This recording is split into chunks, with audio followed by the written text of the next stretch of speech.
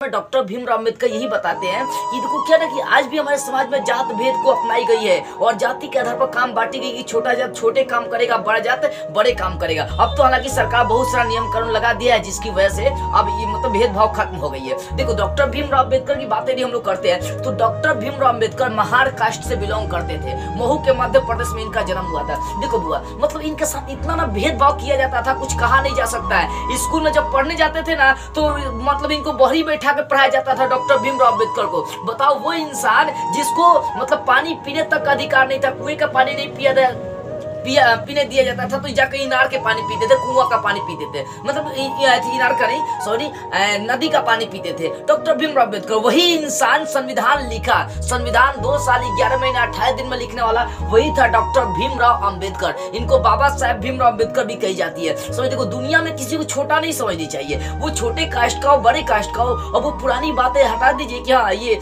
चमार है ये दुसाध ये सब बातें हटा दीजिए। समझ में देखो तो डॉक्टर भीमराव अम्बेडकर के संग मतलब बड़ी भेदभाव किया गया था। और डॉक्टर भीमराव अम्बेडकर के कथन मुझे आज भी बहुत झकझोरती है। डॉक्टर भीमराव अम्बेडकर कहा करते थे कि अगर देश और मुझ में चुनना पड़े कि किसको चुनेंगे तो भाई हम देश को चुनेंगे, लेकिन बता रहे थे कि देश और अपने छोटे जात में चुनना पड़े तो मैं अपने छोटे जात को चुनूंगा। देखो छोटे जातों को ज्यादा उन्नति पर ले जाने वाले कौन थे? डॉक्टर भीमराव अम्बेडकर थे।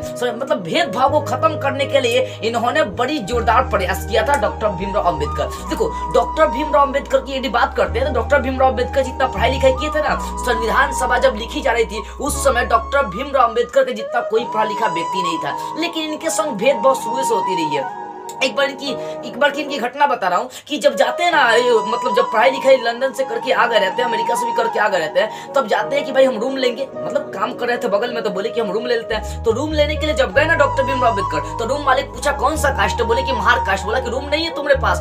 2 4 5 लोगों के पास कम से कम गए और सब कास्ट पूछा और जब बताया कि मैं इस कास्ट का हूं तो इनको कोई रूम नहीं दिया। बड़े बेचारे को दिल पर ठेस पहुंचा। बताइए कोई रूम नहीं दे रहा है क्योंकि मैं छोटे कास्ट का हूं। बस देखो तो आगे एक और आदमी भेटाता है इनको डॉक्टर भीमराव अम्बेडकर को। तो डॉक्टर भीमराव अम्बेडकर से बोलते हैं कि मुझे रूम चाहिए। इनका दोस्त था, दोस्त बोलता है कि इनको रूम चाहिए, लेकिन वो इंसान इनसे जाति नहीं पूछता कि आप किसी जाति का है। अब भाई वो पूछा नहीं, ये बताया नहीं, रूम मिल गया। देखो वो इंसान जाति नहीं पूछा था, वो पूछा नहीं, डॉक्टर भीमराव अम्बेडकर बताया नहीं। अब क्या होता है डॉक्टर भीमराव अम्बेडकर चले जाते हैं, रात होता है, रात को सो जाते हैं उस रूम में।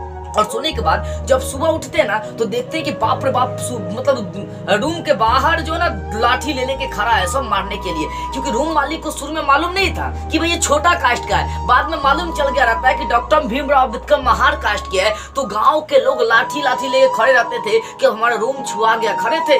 तो डॉक्टर भीमराव अम्बेडकर को उनका दोस्त जो था ना जैसे तैसे करके बचाया इनको, मतलब इनको जान बचा के भागनी पड़ी थी। सोचो इतना मतलब उस समय भेदभाव ज्यादा था कि देश आजादी से पहले की बात हम लोग कर रहे हैं।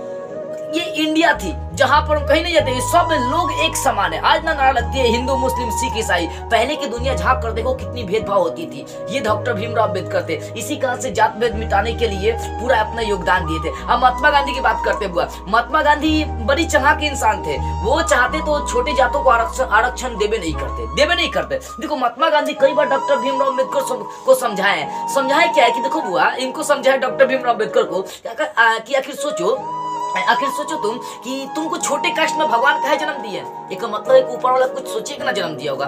तो कहीं ना कहीं डॉक्टर भीमराव अम्बेडकर अपना संपूर्ण योगदान दिया था इसमें। जात पात को मिटाने में बड़ी योगदान रहा था किनका? डॉक्टर भीमराव अम्बेडकर का। डॉक्टर भीमराव अम्बेडकर मतलब महात्मा गांधी बड़ी फुसलाने की कोशिश किए थे डॉक्टर भीमराव अम्बेडकर को, नहीं समझे। वो कहते थे डॉक्टर भीमराव अम्बेडकर को कि ऊपर वाले तुमको इसी कास्ट में जन्म दिया है, काहे सोचो, ऊपर वाला को सोचे कि ना जन्म दिया होगा। लेकिन बेचारे इतने पढ़े लिखे थे कि महात्मा गांधी के झांसे में आने वाले थे। बाद में महात्मा गांधी को भी इनका हेल्प देना पड़ा और छोटे जात को क्या करना पड़ा? छोटे जातों को ऊंचा दर्जा भी देना पड़ा। मतलब हर तरह के दर्जा, सब समान जात मतलब सारे जात को समान मानना ही पड़ा था। समझ में ऐसा संविधान में लिखित दिया गया था। समझ देखो डॉक्टर भीमराव अम्बेडकर चाहते थे देश छोटे कास्ट एक अलग देश हो जाए। उसी समय हमारा देश 2 भागों में बटा था, याद है? 15 अगस्त 1947 को देश आजाद हुआ था। उसी समय हम लोग का देश 2 भागों में बटा, हिंदू अलग मुस्लिम अलग, और उसी में छोट कास्ट को अलग करने के चक्कर में लगे थे डॉक्टर भीमराव अम्बेडकर। लेकिन महात्मा गांधी चालाक थे बेचारे कि सबको समान आरक्षण दे दिए और फिर हम लोग का भारत का विभाजन नहीं हुआ, बस मुस्लिम पाकिस्तान हम लोग का अलग हो गया था।